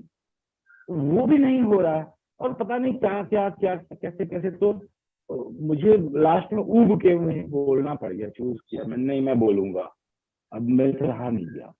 तो योगी श्री ने सांख्य के ऊपर, एक्चुअली सांख्य सारे दर्शनों की आत्मा है और इतना ज्यादा समय सांख्य को समझाने में हमें दिया, हम मूढ़ों को जगाने में इतना समय दिया, बताया कि भाई मन बुद्धि अहंकार का सीरियल कैसे है, कैसे हम शरीर के ऊपर मन राज्य करता है, मन के ऊपर अहम है, अहम के ऊपर जो है। तो ये सारा सिस्टमैटिक एक लर्निंग दी। तो मेरा केवल एक अनुरोध है कि ज्यादा से ज्यादा डाउट करें। हाँ, और अपने किसी को रोकिएगा मत, प्रश्न पूछने दीजिए, मौर्य जी को जितना पूछने दीजिए। हाँ, पहले मैं कहता था कि ज्यादा प्रश्नों के लिए मैंने बीच में मैंने कहा ज्यादा हमारा आज सर हॉल मिल गया, मैं यही सोचता था। नहीं, प्रश्न पूछिए, रिलेवेंट प्रश्न पूछिए। आप पूरी दिशा ही बदलने लगते हैं मौर्य जी। तो इसलिए हम प्रश्नों को गीता के परिप्रेक्ष्य में पूछें, हमारे मन का जो डाउट है उस पर पूछें। जिसको ज्ञान नहीं रहेगा तो रिलेवेंट प्रश्न कैसे पूछेगा? कैसे तो ज्ञान प्राप्त, मौर्य जी आप प्रोफेसर हैं, आप देख रहे हैं। प्रोफेसर की बात देखिए अलग है। नहीं, मेरी सुनिए, आप सुनना भी सीखिए। नहीं है तो हम तो पूछेंगे ही। नहीं, पूछिए, लेकिन मैथ के टीचर से मैथ का सवाल पूछिए। फिजिक्स का पूछने लगते हैं मैथ की क्लास में। तो कहने का मतलब है जिसकी क्लास है अपने सवाल मैं नहीं पूछा। चलिए, मैं ये नहीं बोल रहा, हम अभी बोल रहे हैं, सबको आमंत्रित कर रहे हैं कि प्रश्न पूछें। और केवल मेरा एक अनुरोध क्या है कि रिलेवेंट प्रश्न से। हाँ, और रिलेवेंट का मतलब है कि हम लोग एक दिशा में चल रहे हैं, गीता के परिप्रेक्ष्य में जो कर रहे हैं और जो हमने सीखा है उसमें कोई मेरा डाउट है उस पे पूछे। आज मूर्ता के ऊपर चीजें हो रही तो मूर्ता के ऊपर आपके जो डाउट है वो पूछे।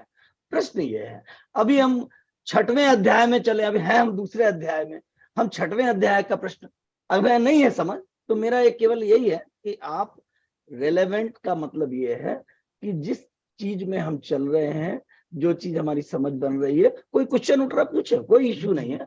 और योगी श्री तो बताते कि अभी इस तरह का सवाल नहीं, हम आगे देंगे जवाब। योगी श्री तो हर चीज को एक्सेप्ट करते हैं।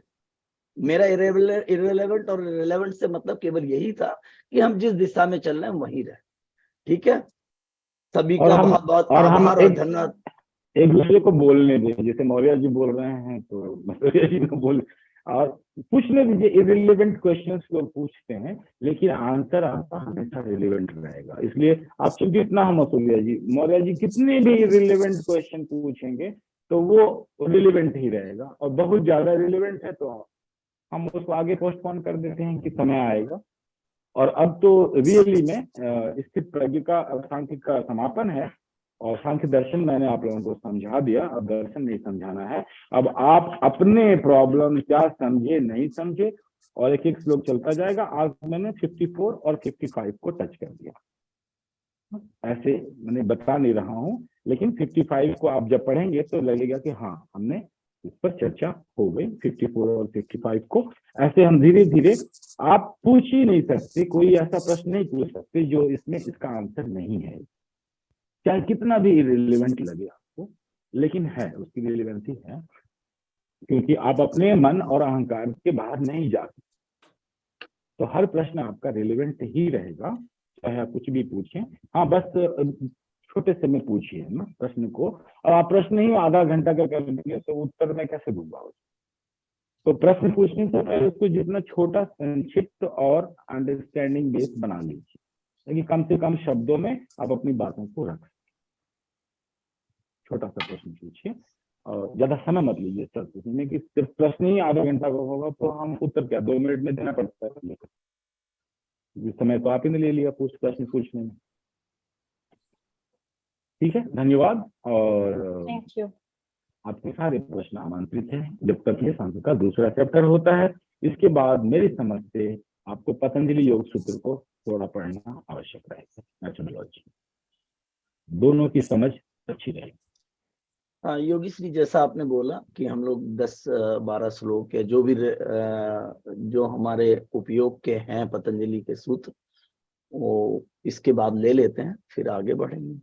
ठीक, धन्यवाद। और अपने प्रश्नों को कृपया ग्रुप में भेजें ताकि उनको उनके शब्दों को थोड़ा सा सही करके, हाँ, आप पहले भी भेज सकते हैं। थोड़ा सभी के लिए एक कॉमन ऐसा बनाया जा सके, तो सभी से अनुरोध